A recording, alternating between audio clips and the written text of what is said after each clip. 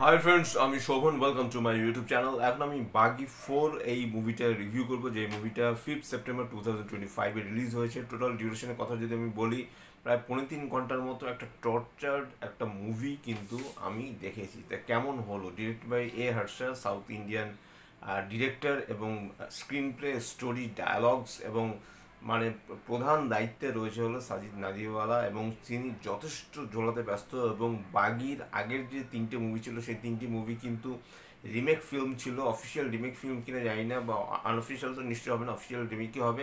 এবং বাগি 4ও কিন্তু 2013 সালে একটা মুভি এসেছিল, এন্থু এন্থু এন্থু, একটা তামিল মুভি। সেই মুভি থেকে কিন্তু রীতিমতো ঝেপে এই মুভিটা করা হয়েছে। তা কেমন হলো? তা আমি যদি বলি, দুটো হাফের মধ্যে ফার্স্ট হাফটা কিন্তু মাচ মাচ বেটার সেকেন্ড হাফের তুলনায়। ফার্স্ট হাফটাকে যেভাবে দেখানো হয়েছে সেটা কিন্তু এক কথায় সুন্দর, কিন্তু গল্পের গরু যে গাছে ওঠে সেটা কিন্তু প্রথম দিকে বোঝা গেছে। একটা অ্যাক্সিডেন্ট হচ্ছে দেখাচ্ছে, সেই অ্যাক্সিডেন্টের প্রথম অংশটা দেখাচ্ছে যে সেটা গাড়িটা পড়ে আছে রাস্তার মধ্যে, মানে পরের সিনে চলে যাচ্ছে রেল লাইনের ট্র্যাকে। সেটা কি করে সেটা কেউ জানে না। তো যাই হোক, সেখানে এরপর থেকে কিন্তু স্টোরিটা শুরু হতে থাকে। তো এখানে দেখানো হচ্ছে যে রনির যে ক্যারেক্টারটা, মানে টাইগার শ্রফ যে এখানে প্লে করছে, সে অ্যাকচুয়ালি একজন অফিসার থাকে। তার যে পোশাক দেখে মোস্ট প্রবলি দেখানো না নেভি অফিসার, কিন্তু তার যে ব্যাকগ্রাউন্ড, তার যে ব্যাকড্রপটা, সেটা কিন্তু এখানে প্রিভিলেজ করা হয়নি, মানে সেভাবে কিচ্ছু দেখানো হয়নি। সেটা দেখালে খুব ভালো হতো। তো সে একটা হ্যালোসিনেট করতে থাকে যে তার যে গার্লফ্রেন্ড আলিশা, সে এখন হয়তো বা বেঁচে আছে, এবং সে বেঁচে আছে কি বেঁচে নেই সেটা জানতে হলে আপনাদের এই মুভিটা কষ্ট করে দেখতে হবে। এবং আপনারা দেখবেন কি দেখবেন না সেটা সম্পূর্ণ আপনাদের ব্যাপার। মাস্ট মাস্ট ওয়াচ ফিল্ম এটা অবশ্যই নয়। এবং টাইগার শ্রফ ছাড়াও এই মুভিতে রয়েছে আর্নাস্ট কৌর সান্ধু।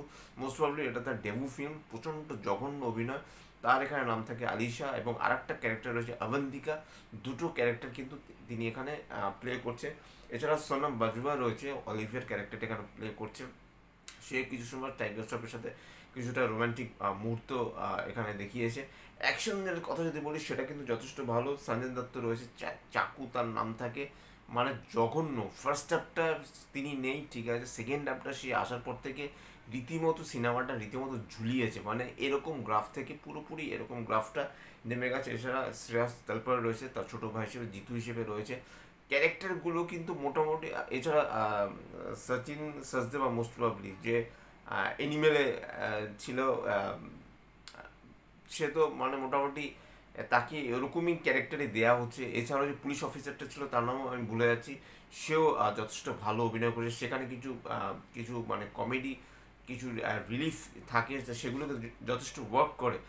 ফার্স্ট হাফটা আমি বললাম যথেষ্ট ভালো, এবং টাইগার শ্রফ কিন্তু 200% দিয়েছে। টাইগার শ্রফ এখানে যথেষ্ট ভালো অভিনয় করেছে। তার স্টাইল ওয়াইজ থেকে শুরু করে, তার ফিজিক থেকে শুরু করে, তার অ্যাকশন সিকোয়েন্স শুরু করে, একটা ধান ক্ষেতের মতো একটা জায়গায়, ধান ক্ষেতের মতো ঠিক বলবো না, অন্ধকার অন্ধকার একটা জায়গায় একটা অ্যাকশন রয়েছে, সেই অ্যাকশনটা ভালো। আম, একটা বিয়ে বাড়ির মতো একটা জায়গা রয়েছে, যেখানে সঞ্জয় দত্তের আর কি হারনাথ কৌর সান্ধু রয়েছে, সেখানে যে অ্যাকশনটা রয়েছে সেই অ্যাকশনটা ভালো। শুরুর দিকে একটা অ্যাকশন রয়েছে, সেই অ্যাকশনটা ভালো অ্যাকশন। কিন্তু অ্যাকশন কোরিওগ্রাফ যেটা করা হয়েছে, অ্যাকশনের মধ্যে একটা কোরিওগ্রাফ থাকে, সেই বেসটা কিন্তু ভালো। কিন্তু আলটিমেটলি যেই জিনিসটা যে যে স্যালুসিনেট করতে থাকে বারবার রনির মানে ক্যারেক্টারটা, এবং এই যে আলিশা বেঁচে আছে কি বেঁচে নেই, সব জায়গায় সে ভুল প্রমাণিত হচ্ছে, সে আদৌ সেটাকে সঠিক করতে পারবে কি না, এই জিনিসটাকে দেখাতে দেখাতে এমন একটা পর্যায়ে পৌঁছে যায়, মানে সেটা কিন্তু মানে আর পরের দিকে না ঠিক সহ্য হয় না। সেকেন্ড হাফটা মোর মোর ফালতু আমার কিন্তু খুবই জঘন্য লেগেছে। তাও আমি বলবো যে ফার্স্ট হাফটা ফার ফার বেটার, এবং টাইগার শ্রফ 200% দিয়েছে। সে তার জায়গায় যথেষ্ট সাবলীল। যদিও বক্স অফিস কালেকশন কিন্তু বাগি ফোরের একদমই ভালো না। বাগি 1 2 3 ঝেপে করা হলেও সেই সিনেমাগুলো যেরকম চলেছে, বাগি 4 কিন্তু সেরকম অর্থে কিন্তু সেভাবে চলছে না। এটা কিন্তু হিট ভার্ডিক্ট তো পাবেই না, একটা ফ্লপ ভার্ডিক্ট পাওয়ার চান্সেস বেশি। মোস্ট প্রবলি 100 কোটি টাকার মতো নাকি এখানে এই মুভিটার বাজেট। 100 কোটি টাকা উঠবে বলে তো আমার মনে হচ্ছে না। এবং হিট করতে হলে কত একটা জানি নাম্বার রয়েছে, সেই নাম্বারটা করাতে হলে তবেই সিনেমাটা হিট হবে। কাজে হিট সিনেমাটা হবে কিনা সেটা এখনই বলা যাচ্ছে না। বলা যাচ্ছে না বলতে ভুল, বলার চান্সেস খুবই কম। কিন্তু সিনেমাটার যে অ্যাকশন কোরিওগ্রাফ যেটা, সেটা কিন্তু ভালো বিল্ড আপ করা হয়েছে। তো যাই হোক, মোটামুটি এটাই ছিল ব্যাপার। এবং সঞ্জয় দত্তেরও একটা ব্যাপার রয়েছে, সে তার প্রেমিকা যে মারা গেছে, সে তারপরে সে মানে এমনই একটা ক্যারেক্টারকে সে ধরে রেখেছে যেগুলো সেটা মানে বললে পরে স্টোরি স্পয়লার হয়ে যাবে। বাঘের সাথে তাকে রেখে দিয়েছে, মানে একটা অদ্ভুত একটা ব্যাপার। বাঘের সাথে যদি কাউকে রেখে দেওয়া যায় সেই জিনিসটা মেনে নেওয়ার জন্য শ্রেয়াস তালপরে সে তার জায়গা যথাযথভাবে চেষ্টা করেছে, কিন্তু তারপরে আমি বলবো যে শ্রেয়াস তালপরের অভিনয় আমার অতটা ভালো লাগেনি। কিছু ইমোশন ওয়ার্ক করেছে দুই ভাইয়ের মধ্যে। এছাড়া যে শেষের দিকে যে অ্যাকশনটা রয়েছে সঞ্জয় দত্ত ভার্সেস টাইগার শ্রফ, সেই অ্যাকশনটা মোটামুটি আমার ভালো লেগেছে। এছাড়াও সিনেমাতে স্টোরি যেটা, স্ক্রিন প্লে যেটা, সেটা একদমই স্ট্রং নয়। তো তার যতই ঝাপাঝাপি টোকাটুকি করুক, আমার কিন্তু বাগি ফোর একদমই ভালো লাগেনি। রোস্ট করলে পরে আবার স্ট্রাইক হওয়ার চান্সেস রয়েছে, কারণ আমার চ্যানেল এই অবস্থা এমনিও খুব একটা ভালো না, ছোট্টখাটো চ্যানেল। বেশ এক মাসের মতো 2 মাসের মতো হলো একটু গ্রোথ হয়েছে, যদি স্ট্রাইক পড়ে যায় পুরোপুরিভাবে কেস খেয়ে যাবো। এছাড়া এর আগে প্রচুর কপিরাইট খেয়েছি। তো যাই হোক, সেই জন্যই বলছি যে বাগি ফোর এই মুভিটা নিয়ে আমি যদিও অতটা আশাবাদী ছিলাম না, কিন্তু টাইগার শ্রফ সে রীতিমতো খুব ভালো অভিনয় করছে। কি রোমান্টিক জায়গায় বলুন, কি অ্যাকশন জায়গায় বলুন, বা সে যে আলিশাকে খুঁজে বেড়াচ্ছে সেই জায়গাগুলো, গ্রেভইয়ার্ডের মতো একটা জায়গা যেখানে খ্রিস্টানদের কবর দেওয়া হয়, সেই জায়গায় বেশ একটা সিন রয়েছে, সেই সিনটা ভালো।